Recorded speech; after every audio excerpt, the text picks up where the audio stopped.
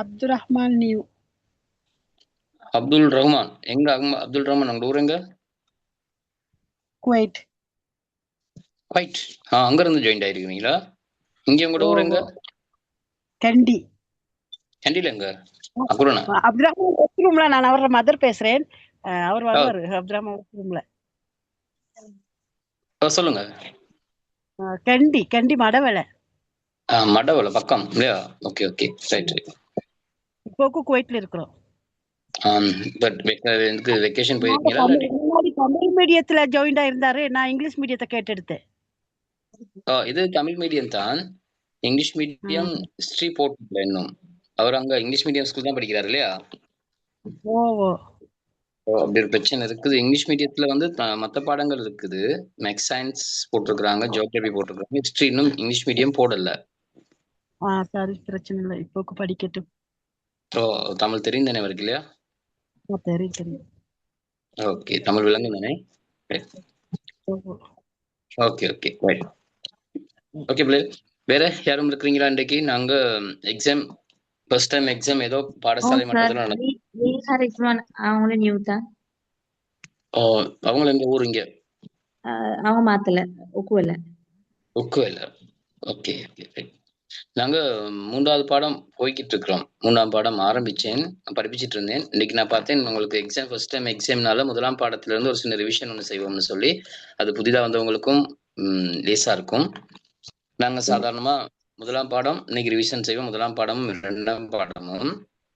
அதுல உங்களோட கேள்விகள் நீங்க எதுவும் கேட்கணுமா இருந்தா இதை நம்ம இன்னைக்கு டிஸ்கஸ் பண்ணுவோம். பேப்பர் செஞ்சிருக்கோம். பழைய பிள்ளைகளுக்கு தெரியும். நாங்க தொடர்ந்து பேப்பர்ஸ் செஞ்சிட்டோம். நிறைய அது கேள்விகள் எல்லாம் செஞ்சிருக்கோம். இங்கிலீஷ்ல இல்லையா? தமிழ் ஆகிது. இது தமிழ் மீடியம். இங்கிலீஷ் மீடியம் இன்னும் ஹிஸ்டரி இல்ல, போட்டு இல்ல. மற்ற பாடங்கள் போட்டிருக்காங்க. ஜியோகிராபி இஸ்லாமும் வந்து இவங்களுக்கு தமிழ்ல நடக்கும். தமிழ்ல தான் நடக்கும். தமிழ்ல தான் நடக்குமே. ஆயிட்டானே இங்கிலீஷ் மீடியமே. இங்கிலீஷ் மீடியம் பிள்ளைகளுக்கு ஆரம்பிக்கிறேன்னு சொல்லியிருக்காங்க. கொஞ்சம் சக்சஸோட படிச்சு பாருங்க. சரி ஓகே சரி சார். சரியா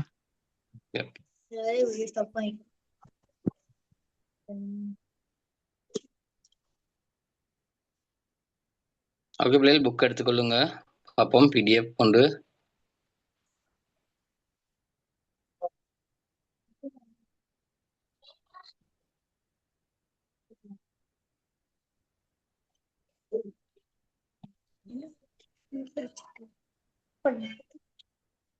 மைக் ஆஃப் பண்ணிக்கொள்ளுங்க.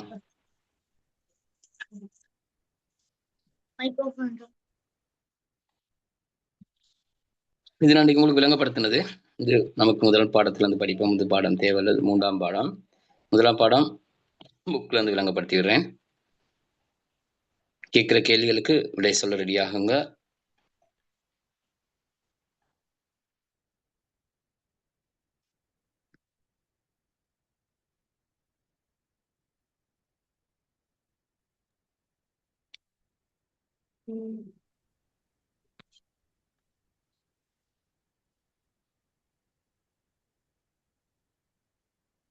ரைட். இதுல முதலாவது பாடம் எல்லாருக்கும் தெரிந்தது. படிப்பிச்ச விஷயம் இலகுவான ஒரு விடயம்தான். எமது வரலாற்று மூலாதாரங்கள், வரலாறை பற்றி ஒரு அறிமுகம். கிரேட் 5ல நான் ஏற்கனவே சொல்லியிருக்கேன். கிரேட் 5ல சில நேரம் வரலாறுல சில விஷயங்கள் நீங்க படிச்சிருக்கிறீங்க. ஸ்காலர்ஷிப்காக படிப்பிச்சிருக்காங்க டீச்சர்ஸ். மாகாணங்கள், மாவட்டங்கள் படிச்சிருப்பாங்க. அதே நேரம் இலங்கையில ஆட்சி செய்த சில மன்னர்களை பற்றிய விஷயங்கள் உங்களுக்கு படிப்பிச்சிருப்பாங்க. முக்கியமான விடயங்கள் படிச்சிருப்பீங்க. அப்ப அதோட சம்பந்தப்பட்டு அடுத்த கட்டம் இங்கதான் ஆரம்பிக்குது. வரலாறு A-level தரம், உயர்தரம் வரை வரலாறு பாடம் இருக்குது. அப்ப அந்த வரலாறு பாடத்துல படிக்க வேண்டியதுடைய அடிப்படை தான் கிரேட் 6. அடிப்படை கிரேட் 6ல இருந்து ஆரம்பிக்குது. அப்ப கிரேட் 6ல இருக்கிற இந்த முதலாவது பாடம், அதுக்கு பிறகு நீங்க கிரேட் 7, 8, 9, 10 போற நேரம் 10ல முதலாவது பாடமாக தான் இருக்கும்.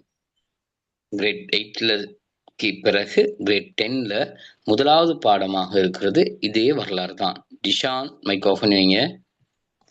ரைட். நீங்க மைக் ஆஃப் பண்ணணும்னா அங்க நீங்க உங்களோட சத்தங்கள் எல்லாருக்கும் கேட்டுட்டு இருக்கும். அதனாலதான் எதுவும் தேவைன்னா நீங்க மைக்கை ஆன் பண்ணி கதைக்கலாம். உங்களுக்கு எதுவும் என்கிட்ட கேட்கணுமா இருந்தா நீங்க மைக்கை ஆன் பண்ணி தாராளமாக பேசலாம். எந்த பிரச்சனையும் இல்லை. புதிதா வந்தவங்க நீங்களும், ஏன்னா புதிதா வந்தவங்களுக்கும் நான் முழுமையாக இந்த பாடம், இந்த கிரேட் 6 முடிகிற நேரம் இந்த புத்தகத்துல இருக்கிற அவ்வளவு விடயங்களும் உங்களுக்கு படிப்பிச்சு முடிக்கப்படும். ஒவ்வொரு விஷயமா படிப்பிக்கப்படும். மேலதிகமான தகவல்கள், தேவையான விஷயங்கள் இதுல உங்களுக்கு சொல்லித் தருவேன். அதனாலதான் பாட புத்தகத்தை போட்டு நான் விளங்கப்படுத்துறது. பிடிஎஃப் போட்டு விளங்கப்படுத்தினால் புத்தகத்தில் உள்ள எல்லா விஷயங்களும் இதுல இருக்காது. சில விஷயங்கள் மட்டும்தான் இருக்கும். அப்ப முழுமையா உங்களுக்கு தெரியணுங்கிறதுக்காகத்தான் இதுல உங்களுக்கு இந்த பிடிஎஃப் இல்லாம பாடத்தை போட்டு பாட புத்தகத்துல இருக்கிற ஒவ்வொரு விஷயமும் ஒவ்வொரு பந்தியிலையும் இருக்கிற அவ்வளவு விடயங்களையும் உங்களுக்கு விளங்கப்படுத்துறது. அப்ப அது நீங்க வாசிக்கிறதுக்கும் வினாக்களை செய்யறதுக்கும் இலகுவாக இருக்கும். அப்ப இதுல முதலாவது பாடத்துல 4 பிரிவுகளாகத்தான் இது படிப்பிக்கப்பட்டிருக்குது, புத்தகம் போடப்பட்டிருக்கிறது. இதோடைய விரிவாக்கம் தான் நான் சொன்னேன், தரம் 10ல இருக்குதுன்னு சொல்லி. அதுல காலத்தை அளப்பதெல்லாம் அங்க இல்ல. ஆனா வரலாறு என்றால் என்ன, வரலாற்றை கற்பது எப்படி, அதுல மூலாதாரங்கள், இப்படி பல்வேறு வகையான விஷயங்கள், பயன்கள் எல்லாம் இப்படி இருக்குது. அந்த பாடத்துல முதலாவது நாங்க உங்கள்கிட்ட கேட்க போற கேள்வி, வரலாறு என்றால் என்ன? இது வளமையா விளங்கப்படுத்துற பிள்ளைகள் இருக்கிறீங்க தானே, ஒரு சிலர் ஹேண்ட் சிக்னல் போட்டு விளங்கப்படுத்துவீங்க. இன்றைக்கு நான் ஹேண்ட் சிக்னல் போட சொல்லல, அதனால யாரும் போடல. இப்படி யாராவது நான் வரலாறுனா என்ன அப்படின்னு விளங்கப்படுத்த நீங்க ஓகே. கிருத்திஷா சொல்லுங்க, என்ன விளங்கப்படுத்த போறீங்க நீங்க? வரலாறு என்றால் முற்காலத்தில் வாழ்ந்த மக்களை பற்றி தேடி அறிந்து அதை விளக்குறது வரலாறுன்னு சொல்லுவாங்க. முற்காலத்தில் வாழ்ந்த மக்களோட வாழ்க்கைய வரலாறுன்னு சொல்லுவாங்க. கிருத்திஷா சொன்ன விஷயம். தேசானி சொல்லுங்க.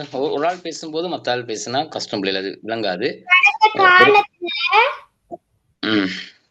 வரலாறு என்பது கடந்த காலத்துல நடந்த விடயங்களை சொல்றது சார். கடந்த காலங்கள்ல நடந்த விடயங்களை விளக்குவது, ஆய்வு செய்வது. Okay, Camilla. பண்டைய மக்களின் வாழ்க்கை முறை, பண்டைய கால இடங்கள், பிரசித்தி பெற்ற இடங்கள், மன்னர்களுடைய வாழ்க்கை முறை, அவர்களுடைய உணவு உடை என்பதை ஆய்வு செய்வதே வரலாறு எனப்படும். ஓகே, இப்ப இதுல என்னென்ன பிள்ளைகள், புத்தகத்துல சொல்லப்பட்டது ஒரு வரை விலக்கணமாக இருக்கும் அல்லது 2 வரை விலக்கணமாக இருக்கும். அப்ப அது எங்களுக்கு முக்கியம் இல்லை. வரலாறுனா என்னன்னு கேட்கறதுக்கு நீங்க சொல்கின்ற வரை விலக்கணம் சரியாக இருக்கும். ஏன்னா வரலாறுக்கு பல்வேறுபட்ட அறிஞர்களும் பல்வேறுபட்ட வரலாற்று கதைகளை, வரலாறுக்கு விளக்கங்களை கொடுத்திருக்கிறாங்க. நாங்க நீங்க கொடுக்கிற வரலாறு சம்பந்தமான விஷயங்களும் என்னவா இருக்கும், வரலாறுக்கான ஒரு அறிமுகமாகத்தான் இருக்கும். ரைட். அந்த வகையில நீங்க இப்ப சொன்ன எல்லாமே பொதுவா அகமட் பேச போறீங்களா? இல்ல சார். ஒரு நிமிஷம் டைம்.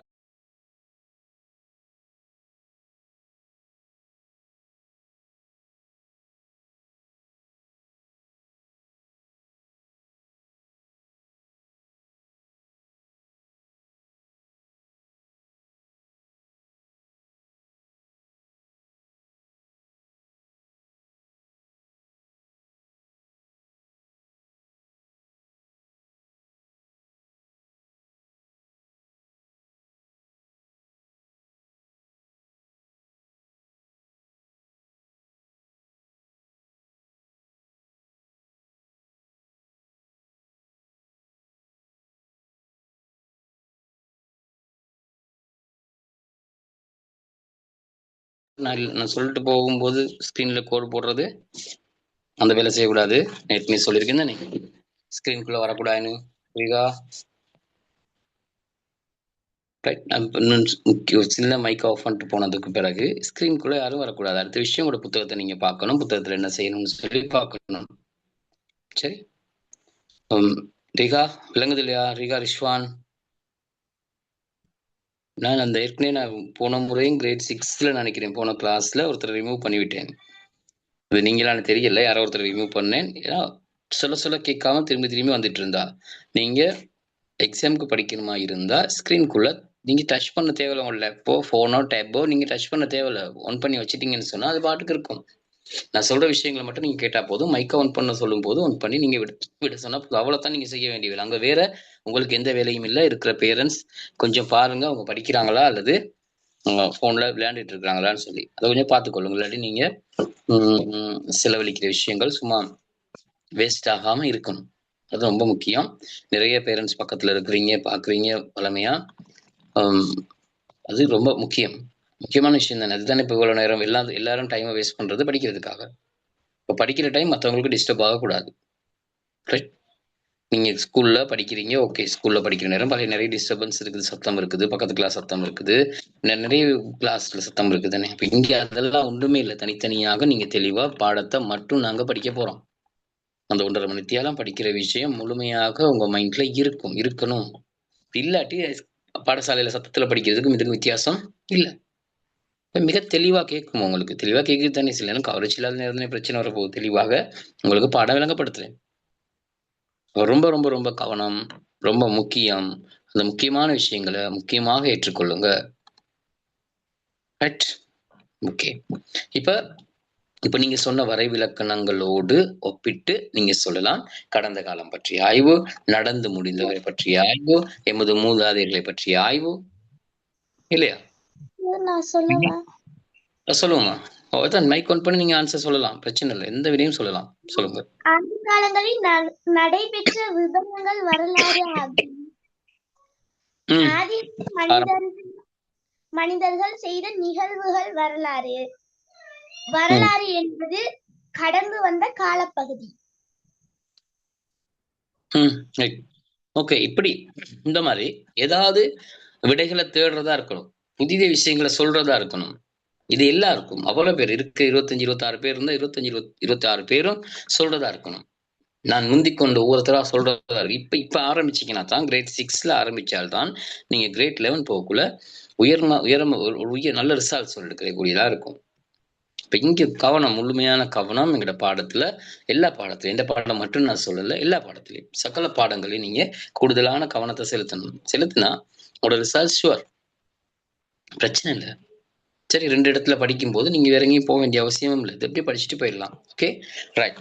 அடுத்த முக்கியமான ஒரு வினா கிரேட் 6ல ஃபர்ஸ்ட் டைம்ல உங்களுக்கு சில நேரம் பெரும்பாலும் கேட்கப்படுற வினா தான் வரலாற்றின் தந்தை யார்? அது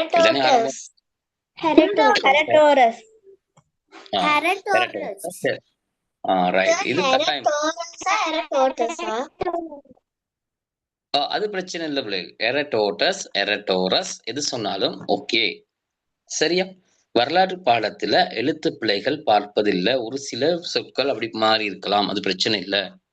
ஆனா எழுதும் போது நீங்க சரியா தெளிவா எழுதணும். ஆனா இந்த சரியான விடயம் இருக்கும். சிலர் மாறி வரும். சிலர் நீங்க சொல்ற மாதிரி எரட்டோரஸ்ன்னு எழுதுவீங்க, எரட்டோட்டஸ்ன்னு எழுதுவீங்க. அந்த எழுத்து பிழைகள் அதுல பிரச்சனை இல்லை.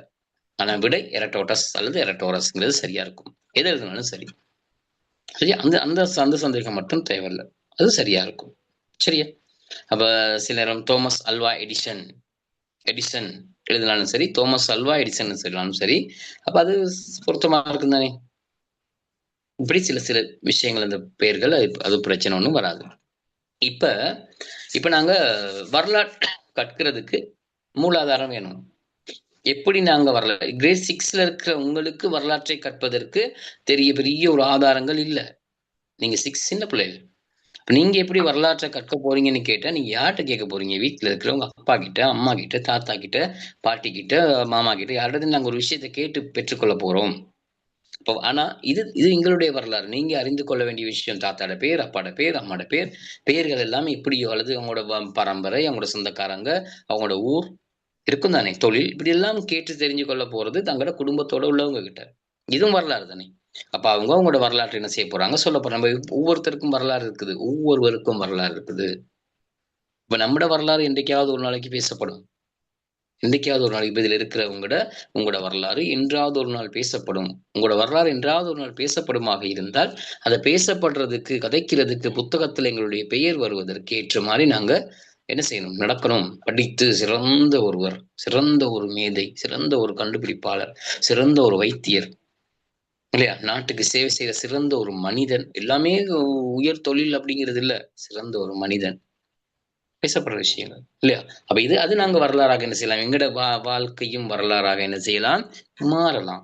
நாங்க நிறைய பேரை படிக்கிறோம், நிறைய கதைகள் உங்களோட பாடசாலையில சொல்லியிருப்பாங்க, சொற்பொழிவுகள் ஆட்டியிருப்பாங்க உங்களுக்கு. வெள்ளிக்கிழமை நாள்ல சமய ரீதியாக, ஏனைய நாட்கள்ல ஒரு ஆசிரியர்கள் ஏதோ சொற்பொழிவு கதைகள் சொல்லியிருப்பாங்க, பெரியவங்களை பத்தி சொல்லியிருப்பாங்க.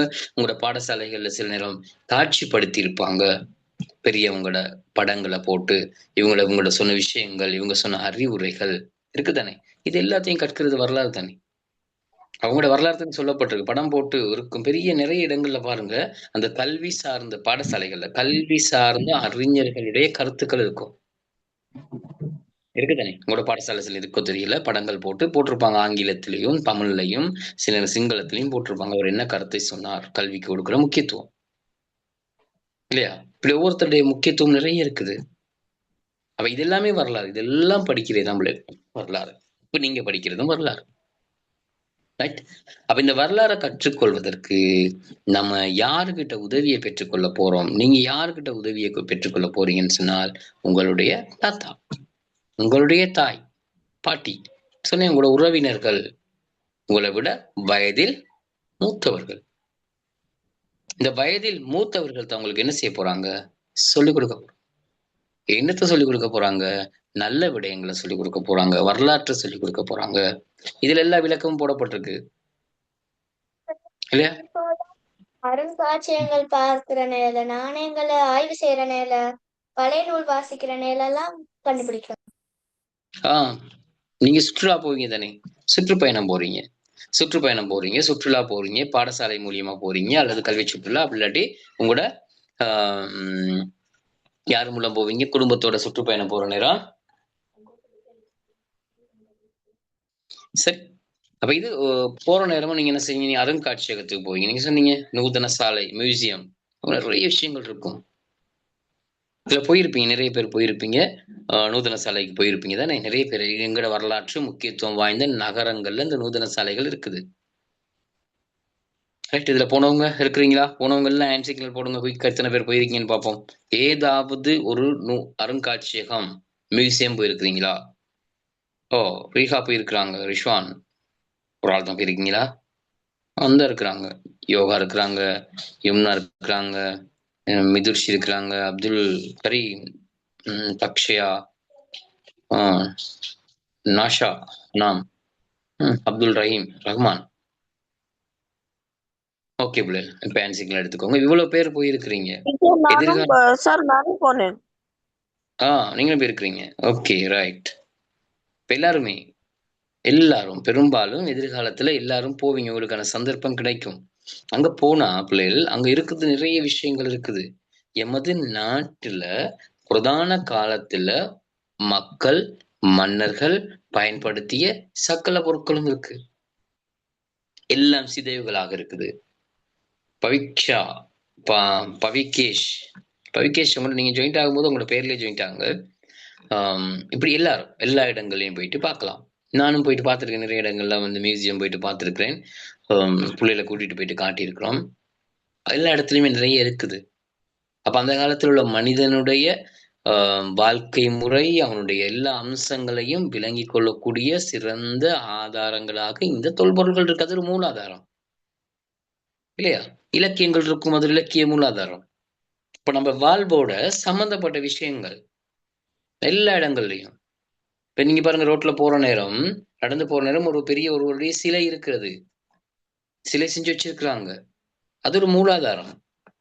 அவரு வரலாற்றுல தகவல், ஏதோ ஒரு வேலை செஞ்சவர் தானே, வரலாற்றுக்கு ஏதோ நாட்டுக்கு ஏதோ சேவை செஞ்சவர், சிலை தானே வைக்கப்பட்டிருக்கு.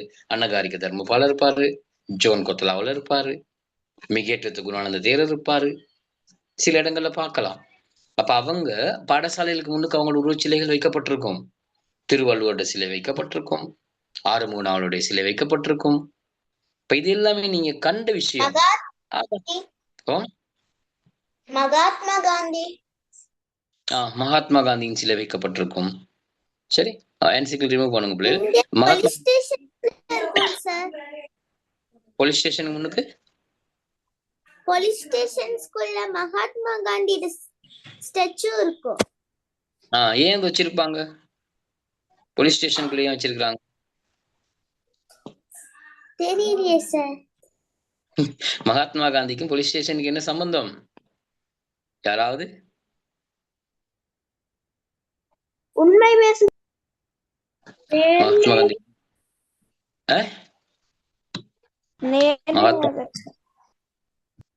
அகிம்சாவாதம் உண்மை பேசுறது இல்ல. மகாத்மா காந்தி உண்மை பேசினாரான்னு நமக்கு தெரியாதுன்னு பேசியிருப்பாரா இருக்கும். சிலரும் மகாத்மா காந்தி உண்மை பேசியிருக்கலாம். ஆனா மகாத்மா காந்தியினுடைய போராட்டம், அவர் இந்தியாவுக்கு சுதந்திரத்தை பெற்றுக் கொடுத்தவர். ரத்தம் சிந்தாமல், கத்தி ஏந்தாமல், சண்டை பிடிக்காம அவர் போய் என்ன செஞ்சாரு? சமாதான அகிம்சைவாதி அதாவது சத்தியாகிரகம், உண்ணாவிரதம், பாத யாத்திரை, இப்படி யாருக்குமே எந்த இடைஞ்சலும் இல்லாம அவர் அமைதியான முறையில சுதந்திரத்தை பெற்றெடுத்தார். எவ்வளவோ போராடியார்கள், எவ்வளவோ போர் செய்தும் விரட்ட முடியாத, சுதந்திரத்தை பெற்றுக்கொள்ள முடியாமல் இருந்த இந்தியாவுக்கு அகிம்சாவாத, எந்த விதமான யுத்தமும் இல்லாமல், ரத்தம் சிந்தாமல், சண்டை பிடிக்காமல் சுதந்திரத்தை பெற்றெடுத்தவர் தான் மகாத்மா காந்தி. அப்ப போலீஸ் ஸ்டேஷன்ல மகாத்மா காந்தியினுடைய படத்தை ஏன் வச்சிருக்காங்கன்னா, ஊடாக எல்லாம் அகிம்சா வழி, சண்டை பிடிக்காம உங்களோட பிரச்சனைகளை தீர்த்து கொள்ளுங்க, சண்டை பிடிச்சிட்டு இந்த போலீஸ் ஸ்டேஷனுக்கு வந்து தண்டனைகளை அனுபவிக்காதீங்க, அகிம்சையை கையாளுங்கன்னு சொல்லித்தான் அதுல மகாத்மா காந்தியோட சிலை அங்க வைக்கப்பட்டிருக்கும், அல்லது படம் வைக்கப்பட்டிருக்கும். ஒரு அறிவுறுத்தலை பார்க்கும்போது தெரியும், மகாத்மா காந்தியை தெரிந்தவர்கள் தெரியும், இவர் சண்டை பிடிக்கலையே, இவர் அடிச்சுக்கிறலையே, யுத்தம் ஆயுதம் ஏந்தலையே, ஏன் யாரையும் கொலை செய்யலையே, இந்தியாவுக்கு சுதந்திரத்தை பெற்றுக் கொடுக்க முடிந்தால் எங்களுடைய சின்ன சின்ன பிரச்சனைகளை, எங்களை வீட்டில் ஏற்படுற பிரச்சனை, பக்கத்து வீட்டோட ஏற்படுற பிரச்சனை, பாடசாலை மாணவர்களிடையே ஏற்படுற பிரச்சனை, இதை ஏன் அடிச்சுக்கிறணும்? சமாதானமாக 2 பேரும் பேசி கலந்துரையாடி பிரச்சனை தீர்க்கலாம் தானே. இலகுவான வழிதானே அது. யாருக்கும் எந்த பாதிப்பும் வராது. ஒருவர் விட்டு கொடுத்தால் இன்னொருவர் என்ன செய்வார்? பிரச்சனையை விட்டுருவார். விட்டு கொடுக்குற அந்த மனப்பான்மை, இது எல்லாமே நமக்கு எல்லாம் சொல்லப்படுறது, வரலாறு சொல்லப்படுறது காரணம். இப்படி யோசிக்கலாம். நீங்க இந்த வரலாறை படிச்சு நான் என்ன செய்ய போறேன், எதற்காக வரலாறு படிக்கணும், எந்த பிரயோசனம் இருக்குது அப்படின்னு யோசிக்கலாம். ஆனா மேக்ஸ படிச்சா எங்களுக்கு நிறைய விஷயம் இருக்கு, சயின்ஸ் படிச்சா எங்களுக்கு தொழில் கிடைக்குது, தமிழ் எங்களுக்கு தெரிஞ்சிருக்கணும், ஆங்கிலம் கட்டாயம் வேணும், சிங்களம் கட்டாயம் வேணும், எல்லாம் சொல்றோம் தானே. என்னத்துக்கு நமக்கு வரலாறு வேணும்? யாரும் யோசிச்சிருக்கீங்களா? ஏன் வரலாறு படிக்கணும்? கஷ்டம் அந்த பாடம், அப்படித்தானே சொல்றாங்க. வரலாறுனா கஷ்டம், வரலாறுனா கஷ்டம் இல்ல, வரலாறுனா லேஸ், இலகுவான பாடம். அது நம்மளோட பிரச்சனையெல்லாம் எதிர்கொள்ள தேவையான வழிகள் எல்லாம் தெரிஞ்சுக்கிறோம். எமது முன்னோர்கள் என்னென்ன செஞ்சாங்க, அவங்க என்ன கஷ்டங்கள் அனுபவிச்சாங்க, என்னத்தை வெற்றியை பெற்றாங்க, எல்லாம் இதுல இருக்கு. இதெல்லாம் செஞ்சா நம்ம இப்படி இருக்கலாம். நம்ம மன்னர்கள் இப்படி வேலை செஞ்சிருக்காங்க, ஐயோ இந்த நாடு எவ்வளவு புனிதமானது, எவ்வளவு கஷ்டப்பட்டிருக்காங்க, இவ்வளவு பேர் வேலை செஞ்சிருக்காங்க, இந்த நாட்டுல இவ்வளவு முக்கியத்துவம் இருக்குது, அதையெல்லாம் பார்த்து தெரிஞ்சு நாங்க அதன்படி என்ன செய்யணும், நடக்கணும். ஒரு வரலாற்றை கற்கிற ஒருவர் அடுத்தவரை மதிப்பார். பாடத்துல இருக்கு, வரலாறு முதலாம் பாடத்துல இருக்குது. நாட்டை மதிப்பார், நாட்டு பற்று அவருக்கு இருக்கும். வரலாறு படிச்ச நாட்டு பற்று இருக்கும். அடுத்தவங்களோட கருத்துக்களை ஏற்றுக்கொள்கின்ற மனப்பக்குவம் நமக்கு வரும் வரலாறு படித்தால். எல்லாம் இருக்கு புத்தகத்துல, ஆனா பக்குவத்தை தான் காணல. இது உங்களுக்குள்ள வரணும். வரலாறு படிக்கிற நீங்க அவ்வளவு பேரும் உங்க எல்லாருமே இந்த வரலாறு சம்பந்தமான விஷயங்களை கற்றுக்கொள்ற நேரம் உணர்வு பூர்வமாக, இந்த தேசப்பற்று ரீதியாக நாங்க என்ன செய்யணும், படிக்கணும். அடுத்தவங்களை கருத்துக்களை சகித்துக் கொள்ற மனப்பான்மை. ஒருத்தர் ஏசுவார், கருத்தை சகித்துக் கொள்கின்ற மனப்பான்மை நமக்கு இருக்கணும். அவர் ஏசும்போது நாம சரியாக ஏசுறது இல்ல, அவர் ஏசுறது, அவர் என்ன சொல்றார் செவி மடுத்துட்டு அதுக்கு பதில சொல்ற மாதிரியான இருக்கணும். இப்ப நம்மள பிள்ளை தானே, ஏசமனுக்கு வெட்டிடுவோம், அடிப்போம், சண்டை இல்ல, இப்படி நிறைய கொலை, இப்படி நிறைய விஷயங்கள் இருக்குது. இதெல்லாம் தடுக்கணுமா இருந்தால் வரலாறு படிக்கணும். அப்ப வரலாறு முக்கியமான ஒரு பாடம். வரலாறு படிப்பீங்களா இருந்தா நீங்க எதிர்காலத்துல எவ்வளவோ முக்கியத்துவத்துக்கு போகலாம். இந்த வரலாறு படிப்பீங்களா இருந்தா தொல்பொருள் ஆய்வாளராக நீங்க போகலாம். ஏன் அந்த வரலாற்று ஆய்வு செய்யறாங்க, அப்படியே நாட்களா கூட நீங்க போகலாம். முக்கியம். சரி, இங்க பாருங்க, நான் முழு நோட்ஸ் நான் விளங்கப்படுத்த மாட்டேன். நான் படிப்பிச்சிட்டேன். மேலோட்டமா ஒரு சில தலைப்புகளை மட்டும் சொல்லிட்டு உங்களுக்கு நான் விளங்கப்படுத்துறேன். தாத்தாவின் தாயார் தெரியாதுன்னு எங்களுக்கு, சிலர் உங்களுக்கு தெரியாமல் இருக்கலாம், தெரிந்தவங்களும் இருக்கலாம், தெரியாதவங்களும் இருக்கலாம். அது அவங்களை பத்தி தெரிஞ்சுக்கொள்ள போறீங்க. பாடசாலை கேளுங்க, குயிக்கா கேளுங்க. என்ன கேட்க வந்தீங்க? குயிக்கா கேளுங்க. CWW கண்ணங்கர WW கண்ணங்கரோட பேர்ல பாடசாலை இருக்குது. எதற்காக? ஏன்? இலவச கல்வியின் தந்தை அவர். Free education. பாடசாலை முதல் பல்கலைக்கழகம் வரை இலவச கல்வியை கொடுத்தவர். இன்றைக்கு எல்லாம் படிக்கிறது காரணம் அவர் கொண்டு அந்த கல்வி, இலவச கல்வி. CWW கண்ணங்கரா அவரோட பெயர்ல சிலை இருக்குது, அவரோட பெயர்ல பாடசாலை இருக்குது. அறிஞர் MC சித்திலப்பை முஸ்லிம் மாணவர்களுடைய கல்விக்காக பாடுபட்டவர். ஜாயிரா கல்லூரிகளை அமைத்தவர், கொழும்பு ஜாயிரா கல்லூரி அமைத்தவர். அவருடைய பெயர்ல பாடசாலை கண்டிலையும் இருக்கு. சித்திலப்பை வித்யாலயம் கண்டில இருக்குது, பேரதினி ரோட்ல, இல்லையா? பேர் அவங்க செஞ்ச வேலை. பதுதீன் கல்வி அமைச்சராக இருந்த ஒரு காலத்துல அவருடைய பேர்ல பதுதீன் பாடசாலை கண்டில இருக்குது. மற்ற பிரதேசங்கள் இருக்கிறதுல கல்வி கண்டில இருக்குது. பொன்னம்பலம் ராமநாதன் அவர்களுடைய பேர்ல ராமநாதன் இந்து கல்லூரி இருக்குது கொழும்புல. செய்த சேவை. இப்ப இதெல்லாம் அவங்க வரலாற்றுக்கு செய்த சேவை. தமிழ் மக்களுக்காக, முஸ்லிம் மக்களுக்காக, அதே மாதிரி பௌத்தர்களுக்காக, கிறிஸ்தவர்களுக்காக ஒவ்வொருவரும் செய்த சேவை. இந்த சேவையை நாங்க நினைவுபடுத்தணும். நாங்க வரலாறு படிக்கல எங்களுக்கு தெரியாது யார் செஞ்சேன்னு சொல்லி. நம்ம படிக்கிற பாடசாலை கட்டியது யாருன்னு எங்களுக்கு தெரியுமா? யார்கிட்ட கேட்டு தெரிஞ்சுக்கிற போறீங்க? நீங்க இப்ப போறீங்க புதிதாக பாடசாலைக்கு, புதிய பாடசாலைக்கு. அந்த பாடசாலை வரலாறு உங்களோட சிவிக்ஸ் பாடத்துல இருக்குது. பாடசாலை சமூகம் அப்படி பாடங்கள் இருக்கு தானே. இப்ப போற நேரம் உங்களுக்கு தெரியலையே யாருன்னு, யார்கிட்ட கேட்க போறீங்க? நீங்க பாடசாலையில அதிபர்கிட்ட கேட்க போறீங்க, உங்களோட கிளாஸ் டீச்சர்கிட்ட, பாட டீச்சர்கிட்ட கேட்க போறீங்க, கிளாஸ் டீச்சர்கிட்ட போய் கேட்க போறீங்க. கேட்டு தெரிஞ்சுக்கலாம் தானே. ஆர்வமான பிள்ளைகள் போய் கேட்கணும் தானே. இந்த பாடசாலை எப்படி இருக்குது, எப்ப கட்டினது, இந்த பாடசாலை எப்படி இவ்வளவு வளர்ச்சி அடைஞ்சிருக்கு, இந்த பாடசாலை இவ்வளவு பிள்ளைகள் ஏன் படிக்கிறாங்க, கேட்கலாம் தானே. இந்த பாடசாலைங்கிறது நீங்க படிக்கிற விஷயம், அதை அறிஞ்சுக்கணும்.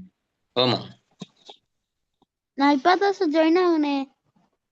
ஏன் லேட்? துவாகரன் கிளாஸ் இருந்துச்சு சார் எனக்கு. ஏன் இந்த டைம் கிளாஸ் இருக்கா உங்களுக்கு? டைமை மாத்திக்கொள்ளுங்க. 4 மணி வரைக்கும் மேக்ஸ் கிளாஸ், 4 மணி இருந்து 6 மணி வரைக்கும் இங்கிலீஷ் கிளாஸ். கஷ்டம் இல்லையா? 6 மணில இருந்து 7:30 மணி வரையும் ஃபர்ஸ்ட் வரலாறு கிளாஸ். இல்ல சார். ஆர்வம் உள்ள பிள்ளைகளுக்கு கஷ்டம் இருக்காது. சரி, ஆர்வம் இருக்கிறதுனால உங்களால படிக்க முடியும். சரி, நீங்க படிக்கிறதோட கொஞ்சம் சாப்பிட்டுக்கோங்க, டீ குடிச்சுக்கோங்க. இப்பதானே வந்திருப்பீங்க, டயர்டா இருப்பீங்க. அதையும் நீங்க செஞ்சுக்கோங்க. வீடியோ ஆஃப் பண்ணி தானே வச்சிருக்கீங்க, அதையும் பார்த்துக்கொள்ளுங்க. சரி, அதுக்குன்னு எல்லா பிள்ளைகளும் ஓடி போயிட்டு டீ குடிக்க போறது இல்லை. சரி, அந்த டீ குடிக்கிற நேரம் எங்கிட்ட கவனம் கலையும். டீயினுடைய சுவை வரும், டீ ஊத்த சொல்லுவோம். அப்ப அன்னைக்கு நிறைய பிரச்சனை நேரமா வந்தனே, அதனால அந்தந்த நேரத்துல படிக்கிற டைம்ல மட்டும் செய்யணும். இப்போ ஒரு டயர்டா வந்தனால அவருக்கு நான் சொன்னேன், ஒரு டீயை குடிச்சிட்டு படிங்கன்னு சொல்லி. சரி, ரைட். இப்ப பாருங்க, தாத்தாவின் தாயார் சொன்னது அப்பா. பாடசாலை நிர்மாணிக்கப்பட்ட விதம், பாடசாலையில சஞ்சிகை இருக்குது, பாடசாலையை அந்த பத்திரிகையில எழுதியிருக்கிறாங்க, படிச்சேன். நீங்க லைப்ரரியில போய் வாசிச்சிருக்கலாம். பாடசாலை சஞ்சிகை நிறைய பாடசாலைகள்ல ஒவ்வொரு மாதமும் சஞ்சிகைகள் வெளியிடுவாங்க. பாடசாலையினுடைய பற்றி தகவல் சொல்லுவாங்க. எல்லா பாடசாலை இருக்கான்னு தெரியல, பெரிய பாடசாலைகள்ல இருக்கு, நிறைய சின்ன பாடசாலைகளையும் இருக்கு. அப்ப நீங்க லைப்ரரிக்கு போனீங்கன்னா லைப்ரரியில உட்காந்து அதை என்ன செய்யலாம், வாசிக்கலாம். கிராமத்துக்கு சேவை செஞ்சவங்களை பற்றி உங்க பாடசாலை அதிபர் சொல்லியிருப்பாரு, ஊர்ல உள்ளவங்க சொல்லியிருப்பாங்க. இந்த கிராமம் இப்படி இருந்தது, இந்த கிராமத்துல பாதை இருக்குல்ல, இந்த கிராமத்துக்கு பாதை அமைச்சு கொடுத்தாரு ஒருத்தர், அவர் தான் செஞ்சு கொடுத்தாரு. இந்த பாடசாலை, இந்த கிராமத்துல ஒரு லைப்ரரி இருக்குல்ல, அதை ஒரு அமைச்சு கொடுத்தாரு, பல லைப்ரரிக்கான புத்தகங்களை வாங்கி கொடுத்தாரு, இந்த கிராமத்துக்கான நீர் பிரச்சனை இருந்து தண்ணியை கொண்டாந்து கொடுத்தாங்க எங்களுக்கு. இப்படி நிறைய விஷயங்களை கதைப்பாங்க. இதெல்லாம் கதைக்கணும்னா யார் மூலமாக? ஊர்ல இருக்கிற பெரியவங்க மூலமாக.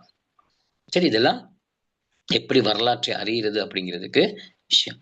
பாருங்க, ஒரு தாத்தா சொல்றாரு, கதை சொல்ற மாதிரி இருக்கு. இப்ப தாத்தா கதை சொல்றதுக்கு டைம் இல்லை தானே. இப்ப உங்க தாத்தா பாட்டியோ அம்மா அப்பாவோ யாருமே எங்களுக்கு கதை சொல்றது இல்லை. என்ன காரணம்? எல்லாரும் கதை சொல்றாங்களா? டைம் இருக்க நேரம் உட்கார வச்சு கதை சொல்றாங்களே, சொல்றாங்களா? அவங்களுக்கு வேலை அவங்களுக்கு வேலை. வேற ஏன் சொல்றாங்கல்ல, ஒன்னும் வேலை. அவர் சொல்றாங்க வேலை, அவங்களுக்கு வேலை, அதனால எங்களுக்கு கதை சொல்ல டைம் இல்ல. வேற டீச்சர் என் அம்மா சொல்லுவாங்க.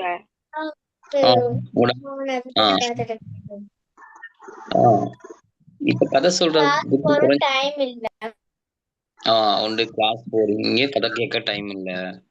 அடுத்தது உங்க தாத்தாவுக்கோ பாட்டிக்கோ அம்மாவுக்கோ அப்பாவுக்கோ கதை சொல்றதுக்கு அவங்களுக்கு டைம் இல்ல. இல்லையா? அவங்க டிவி பாக்குறாங்க, டிராமா பாக்குறாங்க, போன் பாக்குறாங்க. அதனால அவங்க இன்னைக்கு பிஸி ஆயிட்டாங்க.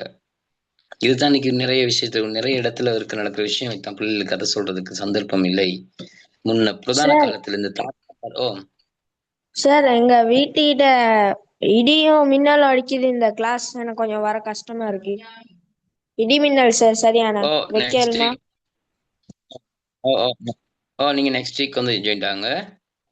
மழை இடிமின்னல் இருக்கிற பிள்ளைகள் ஓகே, கவனம் இடிமின்னல் இருக்கிற பிள்ளைகள் அது பாதிப்பு. சரி, நீங்க எக்ஸிட் ஆயிட்டு போயிடலாம், ஆனா எனக்கு போக முடியாது, மற்றவங்களுக்கு நான் படிச்சுதான் ஆகணும். சரி, இப்போ இடிமின்னல் இருக்கிறாக்கள் கொஞ்சம் நீங்க லெஃப்ட் ஆனா பரவாயில்ல. சரி, மிச்சாக்கள் இருங்க. சரி, இப்ப சொன்னீங்க தானே கதை சொல்றாங்கன்னு சொல்லி எனக்கு சொன்னாங்க, அம்மா கதை சொல்லுவாங்கன்னு சொல்லி. இப்ப அந்த இந்த தாத்தா காலத்துல தாத்தாவுக்கு ஃப்ரீ இருந்தது. அவங்க வயல் வேலை செஞ்சாங்க, விவசாயம் பார்த்தாங்க, அல்லது மந்தை வளர்த்தார்கள், ஏதோ ஒரு வேலை செஞ்சாங்க. இம்மாலை நேரம் வீட்டுக்கு வந்துருவாங்க. வீட்டுல அவங்களுக்கு பொழுதுபோக்கு வேற ஒண்ணும் இல்லை. பொழுதுபோக்குக்கு அவங்களுக்கு டிவி இல்லை, பொழுதுபோக்குக்காக அவங்களுக்கு போன் இல்லை, பேஸ்புக் இல்லை, வாட்ஸ்அப் இல்லை, எதுவுமே இல்லை, யூடியூப் இல்லை, போனே இல்லையே. அப்ப அவங்க என்ன பண்றாங்கன்னா, கரண்ட்டும் இல்லை, லாம்பு பத்த வச்சுட்டு அப்படியே உட்கார்ந்து பெரிய ஆட்கள் எல்லாம் பேசிட்டு இருப்பாங்க. சரி, நல்ல விஷயங்களை பேசுவாங்க, கோயில்களுக்கு போவாங்க, பன்சிலைகளுக்கு போவாங்க, பள்ளிவாசலுக்கு போவாங்க, அதே மாதிரி தேவாலயங்களுக்கு போவாங்க. எல்லாரும் நீங்களும் சேர்ந்து போவீங்க. வெள்ளிக்கிழமை நாள்ல விசேட தினங்கள்ல கதை சொல்லுவாங்க, நீங்களும் கதை கேட்பீங்க. நல்ல நல்ல பழக்க வழக்கங்கள் எல்லாம் சொல்லி கொடுத்துட்டு இருந்தாங்க. இந்த காலம் போக போக தொழில்நுட்பம் வளர்ச்சி அடைய, தொடர்பாடல் துறை வளர்ச்சி அடைய என்ன நடந்தது? இவங்களுக்கு போன் வந்தது, வேலை செய்ய வேண்டிய தேவை வந்தது. வேலைக்கு போயிட்டு வர இரவு நேரம், பகல் நேரம் மாறி மாறி வேலை செய்ய வேண்டிய நேரம் வந்தது. டயர்ட், போக்குவரத்து நிறைய டயர்ட். அடுத்து போன் வந்தது. போன்ல அவங்க அதுல கொஞ்ச நேரத்தை அவங்க கழிக்க வேண்டி ஏற்பட்டது. அதே மாதிரி டிவி வந்தது. டிவி வந்த அப்புறம் சேட்டலைட் வந்தது. பல்வேறு சேனல், இந்தியாவில் இருக்க சேனல் எல்லாம் பார்க்க வேண்டி வந்தது. எல்லா மேட்சும் பார்க்க வேண்டி வந்தது இல்லையா? பொழுதுபோக்குகள் இப்ப என்ன செய்தது? ஒரு காலத்துல கதைத்து நம்மள பொழுதுபோக்கு, விளையாண்டு நம்மள பொழுதுபோக்க நாங்க ஏற்படுத்தி கொண்டோம். இப்ப எங்களுக்கு பொழுதுபோக்கு விளையாடுறதுக்கும் இல்ல, கதைக்கிறதுக்கும் இல்ல. அதனால எங்களுக்கு கதை சொல்ல ஆள் இல்ல. இது 100% மேல அப்படித்தான் இருக்கு. ஒரு சில வீடுகள்ல மட்டும் இந்த மாதிரி கதை சொல்றதெல்லாம் உண்டு. அது உங்களை மாதிரி படிக்கிற பிள்ளைகளோட வீட்டுல. சரியா? படிக்க ஆர்வம் உள்ள ஆக்கள் அவங்க, நீங்க யாரும் போன் கேட்க மாட்டீங்களே, படிக்க மட்டும் போன் தாங்கம்மா, தாங்க போதும், அப்படித்தானே இருக்கிறீங்க. அதனால உங்க வீட்டுல எல்லாம் கதை சொல்லுவாங்க. சரி, அப்ப படிக்காத கஷ்டம், படிக்க வேணாம், எங்களுக்கு போன் தான் பார்க்கணும்னு சொல்ற பிள்ளைகள்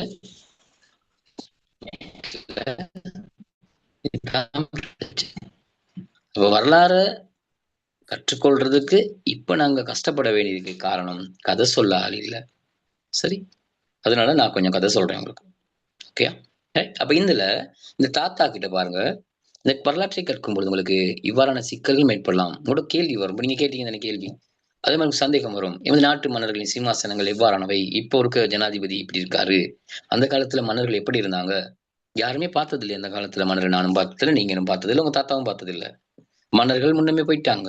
இலங்கையில கடைசியாக இருந்த மன்னன் 1815 ஆண்டோட அவரும் இல்லை. கண்டி ராஜ்யத்தில் இருந்த மன்னன், அது முடிஞ்சது. அப்ப மன்னர் என்பது எங்களுக்கு தெரியாது. அப்ப நாங்க அந்த மன்னரை பற்றி தெரியணும்னா எங்க தெரியணும்? முதல்ல இருந்து தெரிஞ்சுக்கணும், முதல் ஆரம்பத்துல இருந்து தெரிஞ்சுக்கொள்ளணும். அப்ப கேட்டுதான் தெரிஞ்சுக்கொள்ள முடியும். அப்ப அவங்களோட சிம்மா அல்லது நூதன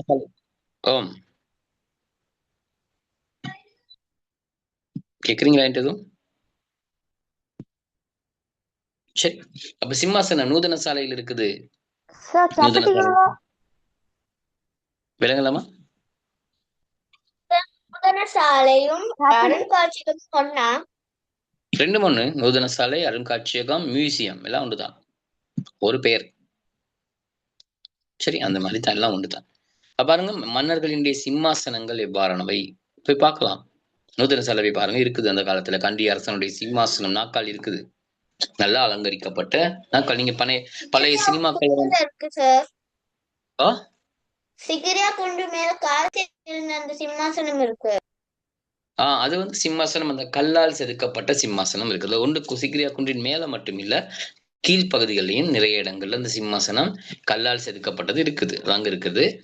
அது இல்லாம அரச மாளிகையில, அரச சபையில அவர் உட்கார்வதற்கு அழகா செய்து வைக்கப்பட்ட ஒரு சிம்மாசனம். கிரேட் 11 வரலாறு புத்தகத்தை எடுத்து பாத்தீங்கன்னா, கண்டி ராஜ்யத்தில் இருந்த மன்னனுடைய சிம்மாசனத்தின் படம் போட்டிருக்காங்க.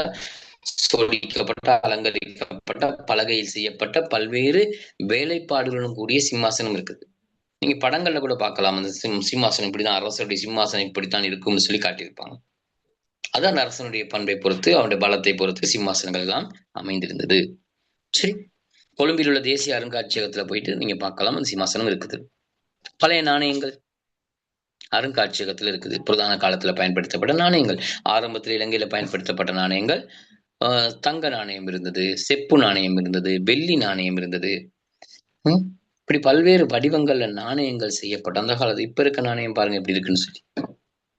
இல்ல, இப்ப தாள் நாணயங்கள் நிறைய வந்துருச்சு. 5000 ரூபாய், 2000 ரூபாய் புதிதாக வந்திருக்குது. முன்ன இருந்தது, பிறகு இல்லாம போயிட்டு திரும்ப வந்திருக்குது. 1000, 10,000 ரூபாய்னு வரல இல்லையா, 5000 தான் நிக்குது. 5000 ரூபாய் குற்றி இருக்குன்னு சொன்னாங்க, நான் காணல. பெருமதி இப்ப மாறி விளங்கலாமா? 2 ரூபாயா? 2000 ரூபாய் இருக்குது இல்லையா, இப்ப புதிதாக வந்திருக்கு 2000 ரூபாய். 10 ரூபாய், 20 ரூபாய் 20 ரூபாய் தான் குற்றி இருக்கா? குற்றி 10 ரூபாய் முன்னகாலத்துல இருந்துச்சு சார். தாள் நாணயமா? தாள் நாணயமா இருந்தது. இப்ப 10 ரூபாய் தாள் நாணயத்தை காணும். 20 ரூபாய் அந்த காசு எல்லாம் இருக்குது. நான் 10 ரூபாய் தாள் நாணயம் இப்ப பயன்பாட்டுல, பழைய நாணயங்கள் இருக்கும். புதிதாக 10 ரூபாய் சதம், ஒரு சம் 50. அதெல்லாம் இப்ப இல்ல, பயன்பாடு இல்ல. இப்ப பொருட்கள் பணத்தினுடைய பெருமதி குறைஞ்சிருக்கு இல்லையா? பணத்தினுடைய பெருமதி மாறிட்டு போற நேரம் அந்த சின்ன சின்ன காசுகளுக்கு பெருமதி இருக்குது இல்லையா? ரைட். இப்ப இதெல்லாம் நீங்க பாத்துருக்கீங்க தானே. அப்ப இது எதிர்காலத்துல நீங்க படிப்பிக்கும் போது நீங்க இப்ப கிரேட் 6ல இருக்கிறீங்க, நீங்க படிப்பிக்கிற நேரம் இந்த விடயங்கள் நீங்க சொல்லுங்க. நாங்க படிக்கிற நேரம் அந்த 20 ரூபாய் காசெல்லாம் இருந்தது, நாணயம் இருந்தது, 2000 ரூபாய் நாணயம் இருந்தது, 5000 ரூபாய் நாணயம் இருந்தது. சரி, தாள் நாணயம் இருந்தது. இப்ப எல்லாம் மாறி போச்சு அப்படின்னு நீங்க சொல்ற நேரம், இன்றைக்கு நீங்க படிக்கிறது என்னவா மாறப்போகுது? வரலாறாக மாறப்போகுது. அந்த காலத்துல நாங்கெல்லாம் ஒரு போனுக்கு முன்னுக்கு உட்காந்துட்டு ஜூம் கிளாஸ்ல படிச்சோம், வேணான்னு போச்சு அப்படின்னு சொல்லுவீங்க. அப்ப நீங்க படிப்பிக்கிற அந்த காலம், இன்னும் கொஞ்சம் காலம், இன்னொரு 15 வருடம், இன்னொரு 20 வருடத்துக்கு பிறகு இப்படி இந்த இதை விட தொழில்நுட்பம் என்ன செஞ்சிருக்கும்? வளர்ந்திருக்கும், வேறு மாற்றங்கள் வந்திருக்கும், படிப்பிக்கிற முறைகள் இன்னும் மாறி இருக்கும் இல்லையா? அப்ப நீங்க சொல்ல போற, நீங்க வாழ்ந்த இந்த காலம் என்னவா இருக்க போகுது? வரலாறாக வரப்போகிறது. சரி, 15 வந்திருக்கிற இந்த சாதாரண உயர்தர பரீட்சை பெறுபேறுகள் வந்திருக்கு. அதுல நிறைய ஆக்கள், நிறைய வரலாறு படைத்தவர்கள் இருக்கிறாங்க. உங்களுடைய ரிசல்ட்ஸ் பேசப்படுகின்றது. மாகாண மட்டத்துல, மாவட்டத்துல, தேசிய ரீதியில பேசப்படுற ஆக்களா இருக்கிறாங்க, வரலாற்றுல பதியப்படுற ஆக்கள். அந்த இடத்துல உங்களோட பெயர்களும் எதிர்காலத்துல வருவதற்கான வேலைகளை நீங்க தன்னை செய்யணும், முன்னெடுக்கணும். அப்ப இந்த விஷயம் தாத்தா சொல்ற கதை. இப்ப இதெல்லாம் சொல்லிட்டு அடுத்துதான் வரப்போறாங்க வரலாற்றை கற்பதற்கு உதவுகின்ற மூலாதாரங்கள். இல்லையா? வரலாற்றை கற்பதற்கு உதவுகின்ற மூலாதாரங்களை நாம இரண்டு வகையா இலக்கிய மூலாதாரம் ரைட், வெரி குட். இரண்டு வகையாக பிரிக்கிறோம். இலக்கிய மூலாதாரம், இலக்கிய மூலாதாரம் சார். ஓகே. இலக்கிய மூலாதாரம் உங்க எல்லாருக்கும் இப்ப தெரியும் தானே மூலாதாரங்கள்? உங்க எல்லாருக்கும் தெரியும் இலக்கிய மூலாதாரங்கள். அப்ப இந்த தொல்பொருள் இலக்கிய மூலாதாரம் இரண்டையும் தனித்தனியாக நீங்க தெரிஞ்சு வச்சிருக்கணும். திவாகரன், சரி, திவாகரன் சொன்னது விளங்குதா உங்களுக்கு? சாகித்யாவும் வர்றாங்க இப்ப ஸ்கிரீனுக்குள்ள. விளக்கி விட்டுறேன், ரிமூவ் பண்ணனா சரி ஒருத்தரை. இப்ப அந்த ஸ்கிரீனுக்குள்ள வர, நான் முதலே சொன்னேன் ஸ்கிரீனுக்குள்ள யாரும் வரக்கூடாதுன்னு சொல்லி, கோடு போட்டு வரக்கூடாது. இலக்கிய மூலாதாரங்களுக்கு உதாரணம் பாருங்க. பழைய நூல்கள், கர்ண பரம்பரை கதைகள், இதெல்லாம் வந்து இலக்கிய மூலாதாரத்துக்கு உதாரணம். வம்ச நூல்கள் வந்து 4 தானே சார்? நிறைய நூல்கள் இருக்குது, நிறைய நூல்கள் இருக்குது. நான் என்னன்னு சொல்றேன்.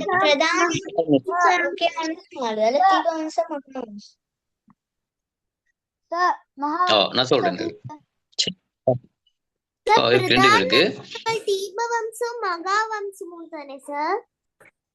அது மட்டும் இல்ல, நிறைய இருக்குது. இதுல நாங்க பாக்குற பழமையான இலக்கியங்கள் அது ரெண்டும் உள்ளடங்குது. சரி, அது மட்டும் இல்ல, நிறைய இருக்கு. நான் சொல்றேன் இப்ப என்னன்னு சொல்றேன். இப்ப இலக்கிய மூலாதாரங்களுக்குள்ள பாத்தீங்கன்னு சொன்னா, பழைய நூல்கள், கர்ண பரம்பரை கதைகள்னு சொல்ற அந்த இதிகாச புராண கதைகள் அதுக்குள்ள உள்ளடங்கும். அந்த இலக்கியங்கள்ல உங்களோட ஒரு கேள்வி கேட்பாங்களா இருந்தால், இலங்கையை பற்றி அறிய உதவுகின்ற மிக புராதனமான இலக்கியம் எது அப்படின்னு கேட்டா தீபவம்சம். ரைட், மிக புராதனமான இலக்கியம் எதுன்னு கேட்டால் தீபவம்சம் தான் மிக புராதனமான இலக்கியம். அந்த தீபவம்சம் எழுதப்பட்டது கிறிஸ்துவுக்கு பின் 4ஆம் நூற்றாண்டு. சரி, கிபி 4ஆம் நூற்றாண்டு எழுதப்பட்டது. ஆனா சம்பவம் நடந்தது கிறிஸ்துவுக்கு முன் நடந்தது எல்லாமே கிறிஸ்துவுக்கு பின் 4ஆம் நூற்றாண்டுல தான் தொகுத்து எழுதப்பட்டிருக்கிறது. இந்த தீபவம்சத்துல இருக்கிற பிரச்சனை என்னன்னா, சில விடயங்கள் எழுதப்படவே இல்லை. சில விடயங்கள் சுருக்கமாக எழுதப்பட்டிருக்கு, சும்மா சோட்டா எழுதியிருக்கிறாங்க, சுருக்கமா எழுதப்பட்டிருக்கு, விரிவாக இல்லை. இப்ப அதுக்கு பிறகு வந்து அறிஞர்கள் பாக்குறாங்க, தீபவம்சத்தை ஆய்வு செஞ்சு பாக்குறாங்க, நிறைய விஷயம் சொல்லப்படல, எழுதப்படல, சிலது சுருக்கமா எழுதியிருக்கு. ஆகவே தெளிவில்லை, நம்பகத்தன்மை இல்லை. அதனால கிறிஸ்துவுக்கு பின் 5ஆம் நூற்றாண்டுல மகாவம்சம் என்ற இன்னொரு இலக்கியம் எழுதப்பட்டது. தீபவம்சம் மாதிரி இன்னொரு இலக்கியம் மகாவம்சம் எழுதினாங்க. இந்த தீபவம்சத்தை எழுதினது யாருன்னு சொல்லி என்ன செய்யப்படல, சொல்லப்படல. சரி, ரைட், ஒரு நிமிஷம்.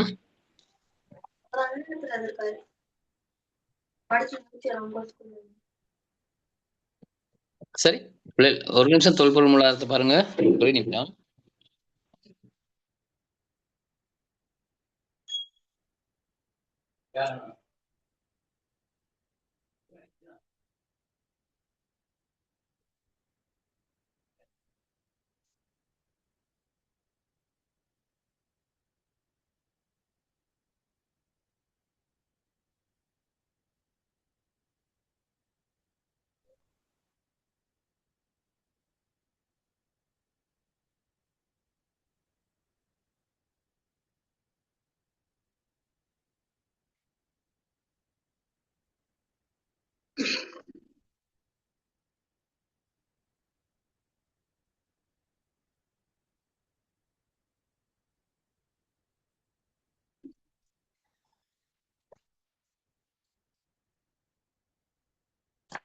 சரி, பாத்துறீங்களா?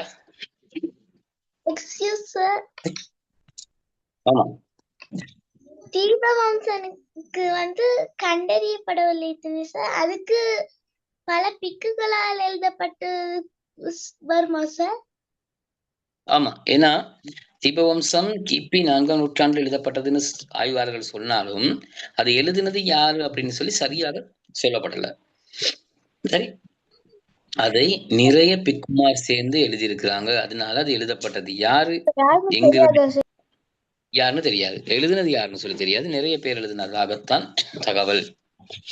சில விஷயங்கள் நடந்து முடிந்தது, நீண்ட காலத்துக்கு முன்பு நடந்ததை ஆய்வு செய்யறதுக்கு ஆதாரங்கள் இல்லை. ஆதாரங்கள் இல்லாதனால அதை அப்படி முடிச்சுட்டாங்க. இது யார் எழுதுனதுன்னு தெரியல. ஆனா கிபி 4ஆம் நூற்றாண்டுல சில இடங்கள்ல கிபி 4ஆம் அல்லது 5ஆம் நூற்றாண்டு எழுதப்பட்டதுன்னு சொல்லி சொல்லப்பட்டிருக்கும். சரியா அந்த காலம் கூட வகுக்கப்படவில்லை, சரியா குறிப்பிடப்படுறது. ஒரு விஷயத்த சரியா சொல்ல முடியாதுன்னு இப்ப நடக்கிற விஷயத்த நாங்க இப்ப எழுதிடுவோம். அதனால எங்களுக்கு தெரியும் இது இந்த காலத்துல நடந்ததுன்னு சொல்லி. இப்ப நாங்க அந்த தீபவம்சம் எழுதப்பட்டுன்னு சொல்லப்படுற காலத்துல வேற தகவல்கள்லாம் பதிந்து வச்சதுக்குன்னு ஆதாரங்கள் இல்ல. வளர்ச்சி அடையாத காலகட்டங்கள் தானே. அப்ப ஆதாரங்கள் இல்ல. இருக்கதை வைத்துதான் இங்க ஒரு கணிப்பு ஆய்வாளர்கள் கணிக்கிறாங்க இந்த காலத்துல இப்படி நடந்திருக்கும்னு சொல்லி. சரி, இப்ப இந்த தீபவம்சத்துல இருக்கிற குறைகளை நீக்கி நிவர்த்தி செய்துதான் மகாவம்சம் எழுதப்பட்டது. மகாவம்சம் எழுதப்பட்டது கிபி 5ஆம் நூற்றாண்டு. இதை எழுதின ஆள் யாருன்னு தெரியுமா உங்களுக்கு? கண்டுபிடிச்சிட்டாங்க. மகா விகாரையை சேர்ந்த மகாநாம தேரர். மகாவிகாரையை சேர்ந்த மகாநாம தேரர் தான் இந்த மகாவம்சத்தை எழுதியவர். சரி, அப்ப அவருடைய பெயர் ஞாபகம் வச்சுக்கொள்ளணும். மகாவிகாரையை சேர்ந்த மகாநாம தேரர் எழுதியதுதான் மகாவம்சம். அப்ப இந்த 2 இலக்கியங்களும் ஒரே விடயத்தை தான் எழுதுது. என்னன்னு சொன்னா, புத்த பெருமானுடைய இலங்கை வருகை தொடக்கம் மகாசேன மன்னனுடைய ஆட்சி கால முடிவு வரையான விடயங்கள் தான் எழுதப்படுது. மகாசேன மன்னன் புத்த பெருமான் இலங்கைக்கு வருகை தொடக்கம் யார் வரை? மகாசேன மன்னனுடைய ஆட்சி கால முடிவு வரையான தகவல்கள் இந்த மகாவம்சத்திலையும் தீபவம்சம் எழுதப்படுது. ஆனா அப்ப நீங்க யோசிக்கலாம், ரெண்டுமே ஒரே விஷயம் தான் எழுதியிருக்கிறாங்க. அப்ப ஏன் தீபவம்சத்தை விட மகாவம்சம் நம்பகத்தன்மையானதுன்னு சொல்றாங்க அப்படின்னா, தீபவம்சத்துல சிலது எழுதப்படல, சிலது சுருக்கமா எழுதப்பட்டிருக்கு. மகாவம்சத்துல எல்லாம் விரிவாக எழுதப்பட்டிருக்கு, விளக்கமாக எழுதப்பட்டிருக்கு. அதனாலதான் மகாவம்சம் நம்பகத்தன்மையானது. சரி, இந்த மகாவம்சம் ஏனைய இலக்கியங்களோடையும் கல்வெட்டுகளோடையும் ஒப்பிட்டு பார்க்கிற நேரம் மகாவம்சம் சிறப்பானதாக காணப்படுது. சரியா? இப்ப உங்களோட கேட்கலாம், இது வந்து ஓலெவல் கேள்விப்பட்டேன், ஓலெவல் பேப்பர்ல வர்ற வினா, மகாவம்சத்தை எழுதியவர் யார், அவர் வாழ்ந்த பிரிவினா எது, அந்த பிரிவினா எங்க அமைந்திருக்குது? மகாவிகாரையில் தான் இந்த திக்சந்த செனவியா பிரிவினா அமைஞ்சிருக்குது. இந்த மகாவிகாரை எங்க அமைஞ்சிருக்குது? ஒரு கேள்வி கேட்கலாம் தானே. மகாவிகாரை எங்க அமைஞ்சிருக்குது? மகா மேகவனத்தில் அமைஞ்சிருக்கு. அனுராதபுரத்தில் இருக்கிற மகா மேகவனத்துல. இந்த மகா மேகவனத்தை அமைத்தது யார்? மூத்த சிவமன்னன். நாங்க படிச்சிருக்கோம். நான் உங்களுக்கு சொல்லியிருப்பேன் இருக்கும் இந்த விஷயங்கள் எழுதிக்கிறோம். ஏற்கனவே படிப்பிக்கும் போது சொல்லியிருப்பேன். ஒரு விடயத்தை நாங்க தொட்டோம்னு சொன்னா அது தொடர்ந்து போய்கொண்டிருக்கும். அதுதான் வரலாறு. யார் எங்க எங்க அப்படி போய்கொண்டே இருக்கும். மகாவம்சம் ஒன்றோடு நிக்கல. ஓம் சார், அவரோட பேரை திரும்பி கொஞ்சம் சொல்றீங்களா? யாரோட பேரமா? அந்த மகாவிகாரை, அந்த அனுராதபுரத்தில் உள்ள மகாவிகாரை, அந்த அவர் பேருன்னு சொன்னீங்களே சார். மகா மேகவன பூங்காவை அமைத்தவர். அனுராதபுரத்தில் இருக்கிற மகா மேகவன பூங்காவை அமைத்தவர் மூத்த சிவன். அப்படி இல்லைன்னா முட சிவன் எழுதுங்க. முன டானா போட்டு முட சிவன் அல்லது மூத்த சிவன், 2 பேரும் இதுக்கு சொல்லலாம்.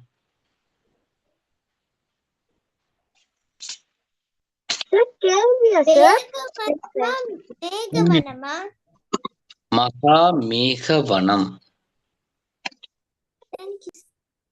கேள்வி இல்லை போல எழுது. நாங்க சுருக்கமான ஒரு சில விஷயம் சொல்லும் போது நான்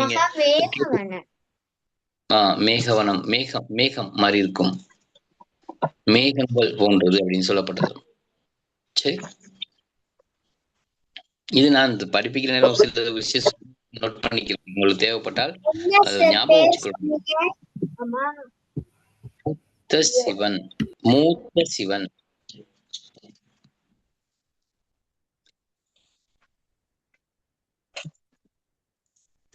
மூத்த சிவன் அல்லது முட சிவன் சொல்றோம்.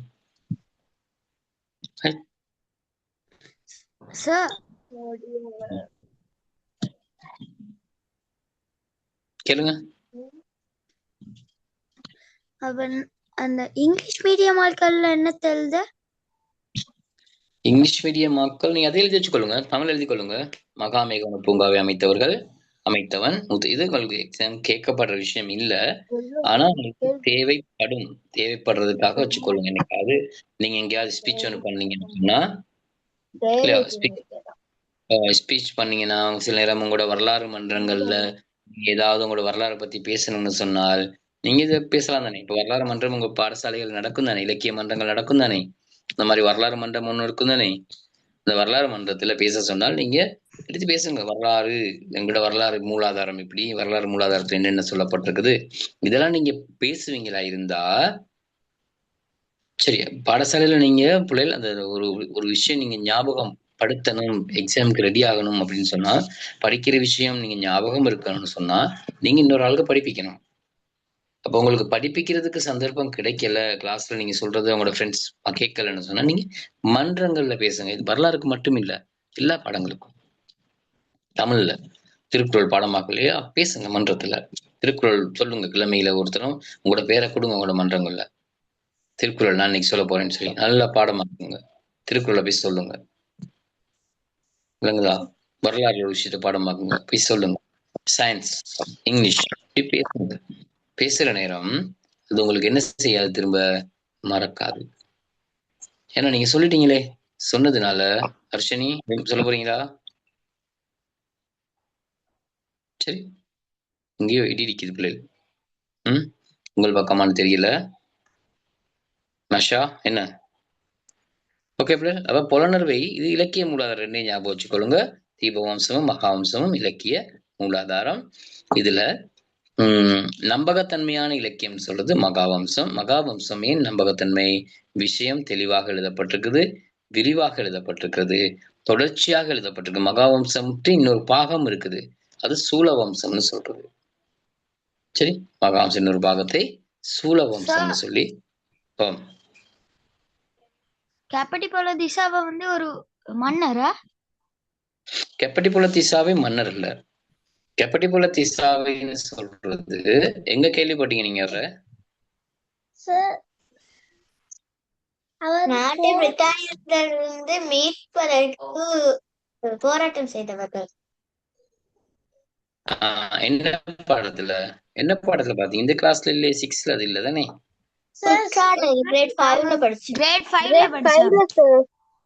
சரி, அவர் யாருன்னு சொன்னா ஆங்கிலேயர் இலங்கையை சொல்லி முடிச்சிடேன். அது ஆங்கிலேயர் இலங்கையை ஆண்ட போது ஆங்கிலேயர்கள் கண்டியை கைப்பற்றிட்டாங்க. 1815ஆம் ஆண்டு கண்டியை கைப்பற்றிட்டாங்க. இப்ப கண்டி ராச்சியத்தானே கடைசியாக இருந்த ராச்சியம். கண்டியை கைப்பற்றியதோட முழு இலங்கையும் ஆங்கிலேயர் வசம் வந்தது. ரைட். இந்த முழு இலங்கையும் ஆங்கிலேயர் வசம் வந்ததுக்கு பிறகு என்ன பண்றாங்கன்னா 1815ஆம் ஆண்டு தானே முழு இலங்கையும் ஆங்கிலேயர் வசம் வந்தது. 1818ஆம் ஆண்டு இந்த கண்டி கரையோர மக்கள், கரையோரத்துல இருக்க மக்கள் என்ன பண்றாங்கன்னா, ஏற்கனவே பிரித்தானியருக்கு எதிராக கிளர்ச்சி செஞ்சவங்க இப்ப கண்டில உள்ள மக்களும், அதாவது பதுல்ல பண்டாரவேல ஊவா பிரதேச மக்கள் மன்னனுக்கு எதிராக ஆங்கிலேயருக்கு எதிராக கிளர்ச்சி செஞ்சாங்க.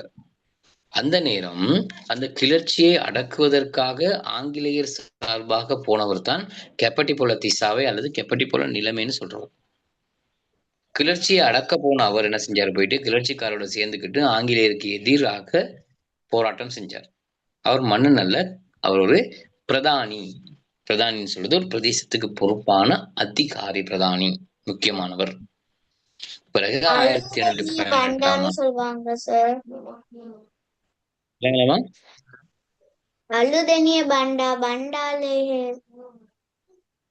அப்படி இருக்கா? எனக்கு அப்படி பேர்னா தெரியாது. கெப்பட்டிபோல நிலைமை, கெப்பட்டிபோல நிலைமை, கெப்பட்டிபோல திசாவை அப்படின்னு சொல்லப்படும். அவருடைய நினைவு தினத்துல தலதா மாளிகையில அவங்களுக்கு ஒரு பூஜை நடத்துவாங்க. ஏன்னா அவர் கைது செய்யப்பட்டு ஆங்கிலேயர்களால தலதா மாளிகைக்கு முன்னால் தான் அவர் கழுத்து துண்டிக்கப்பட்டு கொலை செய்யப்பட்டார். மரண தண்டனை விதிக்கப்பட்ட இடம். அங்க ஒவ்வொரு வருடமும் அவருக்கான நினைவு நடக்கும், நினைவு செய்வாங்க. சரி, நல்ல விஷயம். வரலாற்றை ஆமா, நாட்டு சுதந்திரத்துக்காக போராடினவர். அது இப்ப ஆங்கிலேயரிடமிருந்து 1818 ஆண்டு முதலாவது சுதந்திர போராட்டத்துல நாடுக்கு சுதந்திரம் பிரித்தானியை விரட்டணும் அப்படின்னு சொல்லி எப்ப தருவீங்க ஆ, கேள்வி? இதுல கேள்வி நாங்க செஞ்சிட்டோம். இந்த பாடத்துல நான் இப்ப ரிவிஷன் மாதிரி தானே போயிட்டு இருக்கோம். கேள்வி செஞ்சிட்டோம். ரிவிஷனை கொஞ்சம் கூடுதலா செய்றேன். சரி, கேள்வினா பழைய ஆட்கள் செஞ்சிட்டாங்க, எல்லாம் செஞ்சு முடிஞ்சது. பாப்ப நான் குரூப்ல போடுறேன். Right? ஓகே அடுத்து சார். இப்ப இலக்கிய மூலாதாரங்கள் சரிதானே. தொல்பொருள் மூலாதாரத்துல தான் மனிதனால் செய்து வைக்கப்பட்ட ஆக்கங்கள் உட்பட அனைத்தும் தொல்பொருள் மூலாதாரம்னு சொல்லப்படும். மனித எலும்புக்கூடுகள், மனிதனால் உணவுக்காக பயன்படுத்தப்பட்டு எஞ்சி இருப்பவை எல்லாம் வரும். கட்டடங்கள், நாணயங்கள். கல்வெட்டுகள் வருந்தனே சார். கல்வெட்டுக்கள் மனிதனால் செய்யப்பட்ட அனைத்தும் இலக்கியங்கள் தவிர, ஓலைச்சுவடிகளில் எழுதி வைக்கப்பட்டவை தவிர அனைத்து எல்லாமே என்ன வரும்? தொல்பொருள் மூலாதாரத்துக்குள்ள உள்ளடக்கும். அப்ப ஸ்டாச்சு எல்லாம் ஸ்டாச்சு அது மாதிரிதான். ஏதாவது ஓலைச்சுவடிகளில் எழுதியவை தவிர, மட்பாண்டத்துல மண் தட்டுக்கள்ல, மட்பாண்டங்கள்ல, பலகைகள்ல, ஓட்டுல, சரியா, கல்லுகள்ல, கல்வெட்டுல எழுதுனது எல்லாமே எலும்புக்கூடு. அதுவும் வரும். எலும்புக்கூடுகள் மனிதனால் பயன்படுத்தப்பட்டு இன்றைக்கு எஞ்சி இருக்கின்ற விலங்குகள் எலும்புகள் எல்லாமே சகலதும் தொல்பொருள் மூலாதாரம். தொல்பொருள் தான் நிறைய விஷயம் இருக்கு. தொல்பொருள் மூலாதாரங்கள் தான் அதிகமாக காணப்படுகிறது. அதுக்கு ஒரு உதாரணம் பாருங்க கொடுத்திருக்காங்க. புலனறுவை கல்விகாரை. கட்டிடங்கள். ஆமா, எல்லாமே கட்டிடங்களும் தொல்பொருள் மூலாதாரம் தான். சரி, ஓகேயா? கல்வெட்டு வருமா? கல்வெட்டுக்கள், நாணயங்கள், சிதைவுகள், சாசனங்கள் நிறைய இருக்கு. 10th அதை நீங்க கொஞ்சம் விரிவா படிப்பீங்க. கிரேட் 10 படிக்கலாம், இன்னும் கொஞ்சம் அதிகமாக அந்த விஷயங்களை படிப்பீங்க. வரலாற்றை கற்பதன் மூலம் பெறும் பயன்கள் முக்கியமான விஷயம். வரலாற்றை படிக்கிறதுனால என்ன பயன்? எனக்கு நீங்க தான் சொல்ல போறீங்க. இவ்வளவு நான் தானே கதைச்சேன். உனக்கு 2 நிமிஷம் டைம் தரேன், 2 நிமிடம். இப்ப 7 மணி 7:02க்கு ஹேண்ட் சிக்னல் போடணும். நான் யார் யாருன்னு சொல்லுவேன், நீங்க சொல்லணும் வரலாற்றை கற்பதன் பயன். சரி, 2 நிமிடம் ஹேண்ட் சிக்னல் போட்டு வைங்க. அதுக்கு பிறகு நான் சொல்லுவேன் உங்களுக்கு யார் சொல்லணும்னு சொல்லி. அவதான் சொல்லணும் குயிக்கா.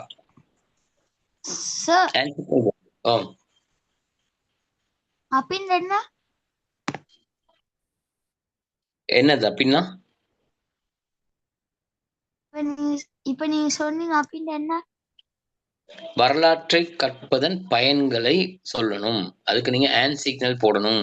போட்டாங்க தெரியுமா? கையினுடைய அடையாளம் உங்களோட இதுல செட்டிங்ஸ்ல இருக்கும். அதை போட்டீங்கன்னா உங்களோட பேரை நான் சொன்னதுக்கு பிறகு நீங்க மைக் ஆன் பண்ணி நீங்க என்ன செய்யலாம், அவரை பற்றி சொல்லலாம். அந்த விஷயத்த நீங்க சொல்லலாம். இந்த எல்லாரும் பேச போனால் யாருக்கும் கேட்காது தானே. அதனால ஒருவராக கேட்கறது தான் அது ஹேண்ட் சிக்னல். இந்த போட்டிருக்காங்க பாருங்க, கிருத்திகா இருக்காங்க, 4 பேர் 3 பேர் இருக்காங்க. சார், வரலாற்றை கற்பதன் மூலம் பெரும் பயன்களை தானே சார் சொல்லணும்?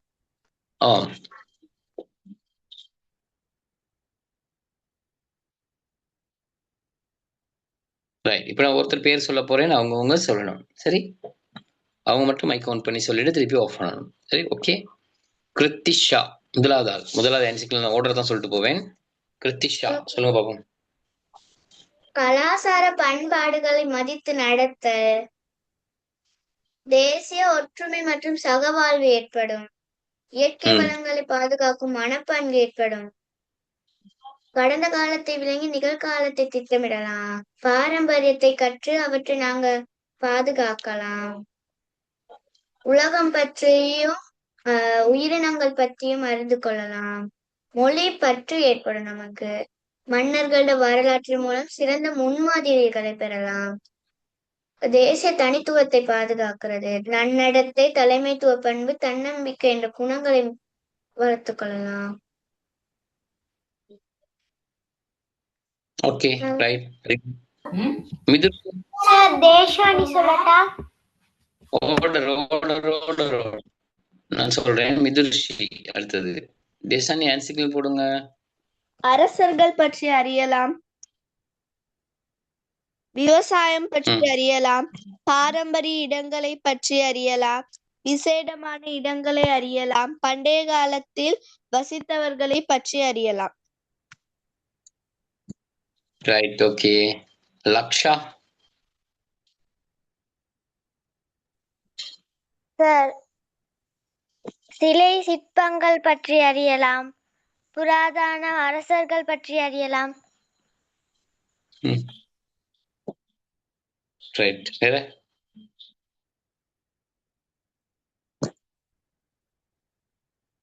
ஹர்ஷனி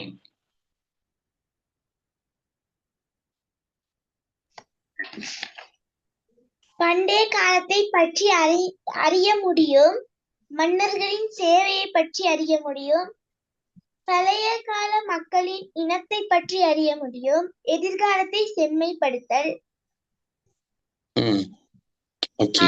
வரலாற்றை கற்று தொல்பொருள் ஆராய்ச்சியாளராக சேவையாற்ற முடியும், நல்ல மனப்பாங்கு தோன்றும். Okay right good. சாகித்யா முன்னோர்களை பற்றி தெரிந்து கொள்ளலாம், தெரிந்து கொள்ளலாம், குழந்தைகளை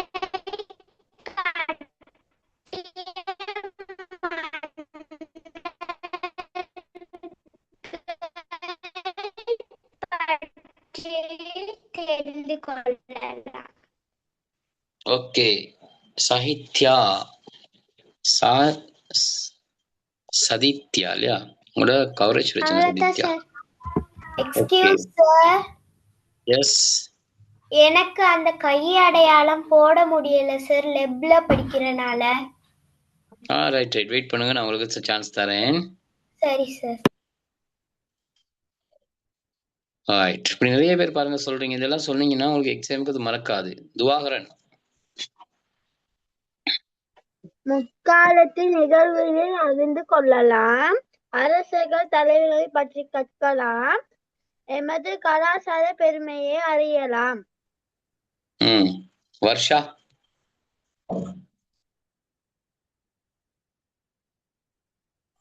வர்ஷா காலத்தில் நடந்த நிகழ்வுகளை அறிந்து கொள்ளலாம், முன்னோரின் வாழ்க்கை முறையையும் அவர்களின் சாதனங்களையும் அறியலாம், கடந்த காலத்தில் நடந்த தவறுகளில் இருந்து பாடம் கற்கலாம், எதிர்காலத்தை நல்ல முறையில் திட்டமிட உதவுகிறது.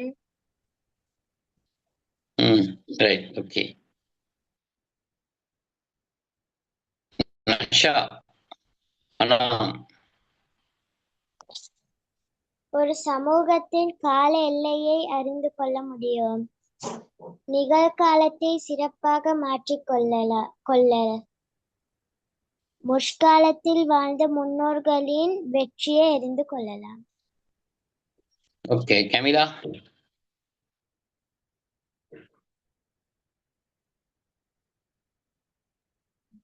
கமிலா குயிக்கா.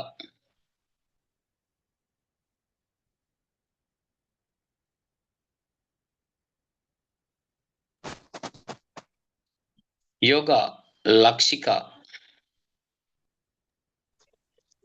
நாம் வாழும்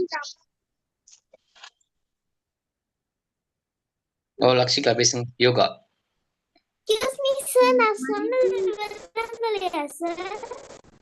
இல்ல, கெமிலா சொன்னது விளங்கலையே. ஒண்ணுமே கேட்கல. நீங்க மைக் ஆன் பண்ணதே காண்பிக்கல. கவரேஜ் இல்லாம இருந்திருக்கு மறுக்க உங்களுக்கு.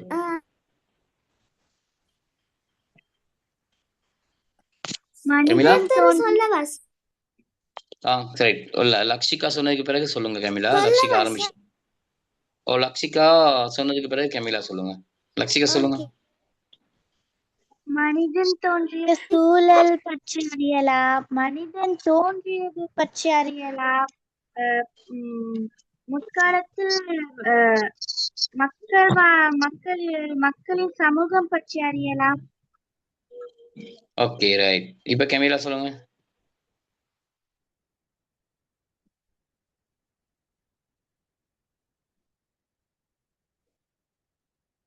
அறியலாம். பண்புகளை அறியலாம். நல்ல முன்மாதிரியான மனிதனாக சமூகத்தில் வாழலாம். முற்காலத்தில் நடந்த நிகழ்வுகளை அறியலாம். நமது நாட்டுக்கு பற்று ஏற்படும். ஓகே, நிஷான். இறந்த காலத்தை அறிந்து கொண்டு நிகழ்காலத்தை புரிந்து கொண்டு எதிர்காலத்தை கட்டி எழுப்புவது. மாற்று கலாச்சாரத்தை மதிப்பும் பண்பு ஏற்படுதல். தேசிய தனித்துவத்தை அறிதல். பண்டைய காலத்தில் நிகழ்ந்த நிகழ்வுகளை பற்றி அறிதல். ஓகே, ஐசா. சிக்கல்களை தீர்ப்பதற்கான வழிகளை அறியலாம். எமது எதிர்காலத்தை சிறப்பாக்கிக் கொள்ளலாம். பிழைகளை தவிர்த்துக் கொள்ளலாம். எழுத்துக்கள் உருவாகிய விதத்தை அறியலாம். நாட்டை முன்னேற்றும் வழியை காணலாம். ஓகே, தேஷானி. கடந்த காலத்தில் நடந்ததை தெரிந்து கொள்ளலாம். கடந்த காலத்தை முதலாக ஆண்டவர்களை பற்றி தெரிந்து கொள்ளலாம். முற்காலத்தில் மேற்கொள்ளப்படும் விவசாயத்தினால் ஏற்படும் நன்மைகள் கிடைக்கும் என்று தெரிந்து கொள்ளலாம். தற்காலத்தில் நாம் பார்க்கும் கேட்கும் விடயங்கள் நிகழ்வது எவ்வாறு என்பதை விளங்கிக் கொள்வதற்கு பயன்படுத்தலாம். நிறைய விஷயம் இப்ப எல்லாரும் பேசுறீங்க பாருங்க. எல்லாருக்கும் அந்த சந்தர்ப்பம் இருக்குது. ஒரு 5 பேர் 6 பேரை காணல, அவங்க ஓடிப்பிட்டாங்க. அவர்கள் காரணம் என்னன்னு தெரியல. சில நேரம் பசி, கேள்வி கேட்டுட்டா சொல்ல முடியாது அப்படின்னு சில நேரம் போயிருக்கலாம். இருக்கிறவங்க எல்லாருமே இதுல ஒரு சிலர் இன்னும் தீக்ஷா எல்லாம் பேசுறாங்களாமா? எனக்கு கேட்கலையே சார். லுக்ஷ்மிதா ஆன்சர் எடுத்துட்டீங்க, அதை நான் மறந்துட்டேன். சொல்லுங்க லுக்ஷ்மிதா. நாம் வாழும் சமூகம் பற்றிய புரிந்துணர்வை பெறலாம். இறந்த கால அனுபவங்கள் மூலம் நிகழ்கால பிரச்சனைகளுக்கு வழியை தேடலாம். நாட்டின் தேசிய தனித்துவத்தை அறிந்து கொள்ளுதல். ஒற்றுமையை ஏற்படுத்தல். மாற்று கலாச்சாரத்தை மதித்தல். வேறுபட்ட கருத்துக்களை சகித்து கொள்ளுதல். முற்காலத்தில் உள்ள நட்பழக்கம் அறிந்து கொள்ளுதல். இப்ப எல்லாரும் லுக்ஷ்மிதா உங்களோட நான் பேர் ஆன்சர் எடுக்கவும் நான் மறந்துட்டேன் அதை. சரி, ஃபோன் இருக்கு, நான் உங்களோட பேர்ல வாங்கன்னு சொன்னேன் தானே, பேசுங்க.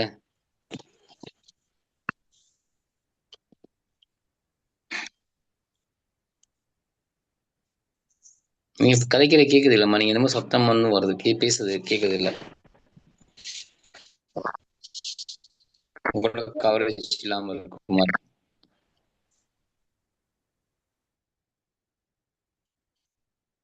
கேட்கல. ஏன்னா சில நேரம் கவரேஜ் இருந்தாலும் நீங்க பேசிட்டு இருப்பீங்க, நான் இங்கே கேட்காது. இந்த பிரச்சனை இருக்குது. சரி, அப்ப இதெல்லாமே அந்த பிரதான காலத்துல வரலாற்றை கற்கும் போது இருக்கிற பயன்கள் தான். ஏன்னா இங்க உதாரணம் போடப்பட்டிருக்குது. பிரதான காலத்துல விவசாயம் செய்யும் போது அந்த விவசாய முறைகளினால சூழலுக்கு எந்த விதமான பாதிப்பும் என்ன செய்யப்படல, ஏற்படல. இயற்கையான உரங்களை பயன்படுத்தினாங்க, விதைகளை பயன்படுத்தினாங்க. எந்த இடத்துலையுமே எந்த பாதிப்பும் வரல. அந்த இயற்கை உரம் பயன்படுத்தப்பட்ட காலத்துல கூட இலங்கை கீழே தேசத்தின் தானிய களஞ்சியம்னு சொல்லி அழைக்கப்பட்டது. இப்ப கீழே தேசத்தின் தானிய களஞ்சியம்னு சொல்றது புலனறுவை. அந்த அளவுக்கு புலனறுவையில உணவு உற்பத்தி வந்து தாராளமாக இருந்தது. அவ்வளவுக்கு உணவு உற்பத்தி தாராளமாக கிடைச்சது. அதனாலதான் கீழே தேசத்தின் தானிய களஞ்சியம்னு சொல்லி சொல்லப்பட்டது. அதே மாதிரி பராக்கிரம பகவானுடைய காலம் ஞாபகம் வச்சுக்கொள்ளுங்க.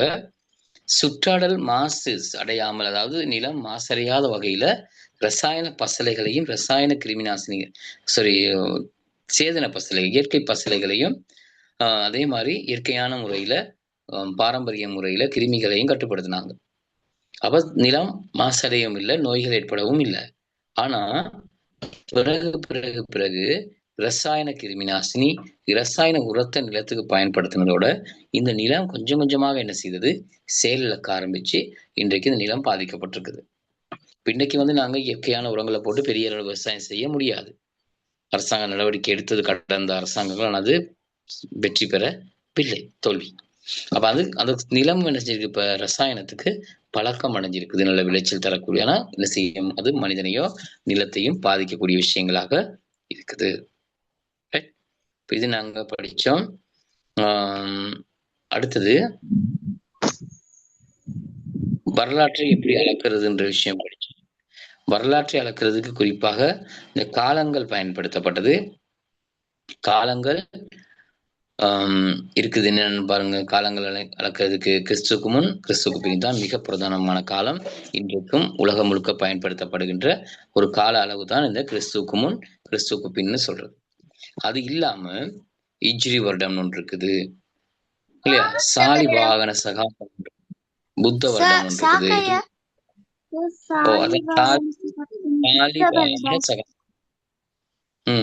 இப்படி ஒவ்வொரு முறையும் இருக்குது. சரியா? இப்ப இதையும் நம்ம 2-3 பேர் சொல்லுவோமா? புத்த பெருமானுடைய பரிநிர்வாணம் அடைஞ்ச காலத்துல புத்த வருடம் இருக்குது. இப்ப இலங்கையிலையும் உலகத்திலையும் இன்றைக்கு பிரதானமாக பயன்படுத்தப்படுகின்ற முறை கிறிஸ்துக்கு முன், கிறிஸ்துக்கு பின். இது இலகு. அது இல்லாமல் இந்த பாரம்பரிய முறைகளும் இருக்குன்னு சொல்றாங்க. சாலி வாகன சகாப்தம் இருக்குது. இந்து நாட்காட்டியின்படி சொல்லப்படுது. சாகர்களை தோல்வியடைய செய்த காலம், தோல்வியடைய செய்த அண்டையிலிருந்து அது சாலி வாகன சகாப்தம்னு சொல்லி புதிய ஒரு நாட்காட்டி வைக்கப்பட்டது. அதே மாதிரி புத்த சமயம் பரிநிர்வாணம் அடைஞ்ச, புத்த பெருமான் பரிநிர்வாணம் அடைஞ்ச காலத்திலிருந்து அது சொல்லப்படுது புத்த வருடம்னு சொல்லப்படுது. இஜ்ரி வருடம், மதீனாவை விட்டு மக்காவுக்கு சென்ற காலம். ரைட்? இப்படி பல்வேறு வகையில இந்த காலங்கள் அளக்கப்படுகிறது. சரி, அதை கொஞ்சம் பார்த்துட்டு எனக்கு சொல்லுங்க பாப்போம், எப்படின்னு சொல்லி காலம் அளக்கிற முறைகளை பாருங்க.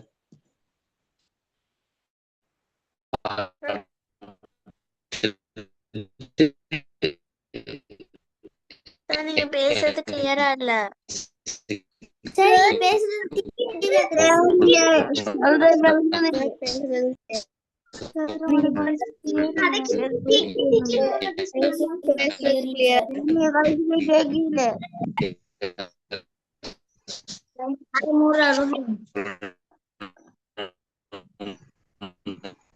உங்களோட வாய்ஸ் ஒழுங்கா கேக்குது இல்ல. ஓம் சார், ஓம் சார், சார் கேக்குது இல்ல.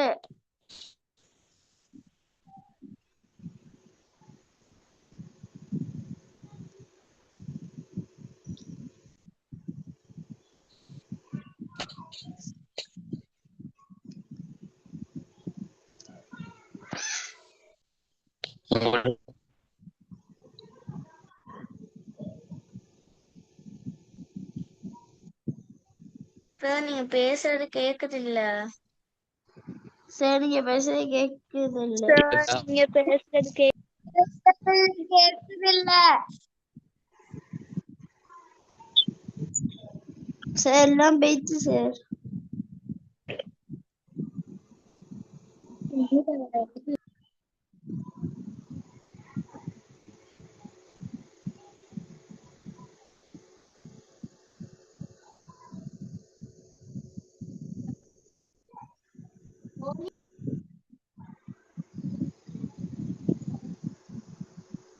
சார்,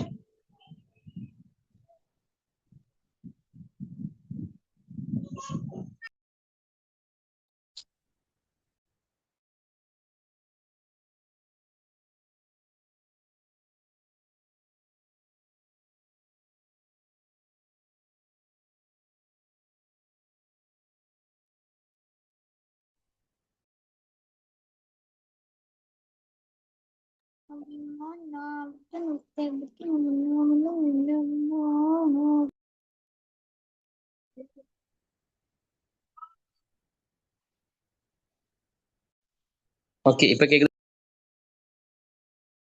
ஓம் சார். வெளியில மழை வந்துருச்சு, வெளியில மழை வந்ததுல கவரேஜ் போயிட்டு இப்பதான் நான் வெளியில வந்தேன். வெளியில வந்துதான் உங்களுக்கு எடுத்தேன். சரி, அப்ப இந்த பாடத்துல இந்த பாடம் முதலாம் பாடத்துல இருந்து உங்களுக்கு எக்ஸாமுக்கு வரும். இதுபோலத்தான் அந்த காலகட்டங்களை மட்டும் சொன்னீங்கன்னா சரி, எந்தெந்த காலகட்டத்துல என்னென்ன மாதிரி இருக்கிறது பாடம், 3 காலகட்டங்களையும் 4 காலகட்டங்களையும் ஞாபகம் வச்சுக்கிட்டீங்கன்னா சரி. இப்படித்தான் காலத்தை அளக்கிற முறை. பிரதான காலத்துல காலம் இந்த முறைப்படித்தான் இருக்கும். ஃபர்ஸ்ட் டைம்க்கு எத்தனை பாடம் சார் வரும்? ஃபர்ஸ்ட் டைமுக்கு முதலாம் பாடத்துல இருந்து மட்டும்தான் சில நேரம் உங்களுக்கு கேள்வி கொடுத்துருவான். சில 2ஆம் பாடத்துல பாதி வரணும்.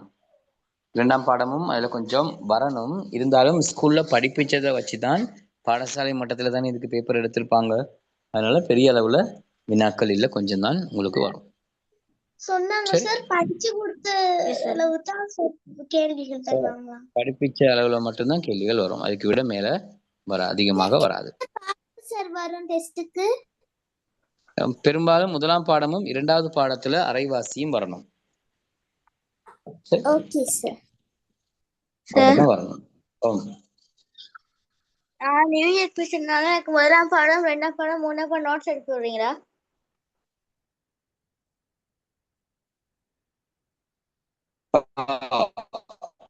முதலாம் பேர் விளங்குது சார். கிளியர் இல்ல. கிளியரா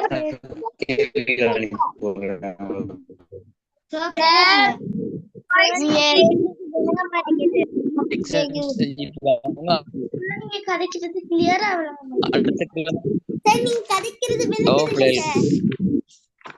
கரெக்டா அவங்க லெஃப்டா அவங்க முடிஞ்சு சார் முடிஞ்சா சார் கேக்குதா? இதோட முடிப்பு. முதலாவது பாட ரிவிஷன் செஞ்சுட்டு இருந்தானே, அடுத்த கிழமை படிப்போம் 2ஆவது பாடத்தை. இங்கேயும் மழை வந்துருச்சு பிள்ளைகள், மழை இடி மின்னல். Okay, good night. Thank you, sir. Bye, sir. Good night. Yes, sir. Bye, sir. Thank you, sir. Bless you, sir. Bye, sir. Bless you, sir. Sir. Okay, பிள்ளைகள், good night. Sir. Bye. Good night.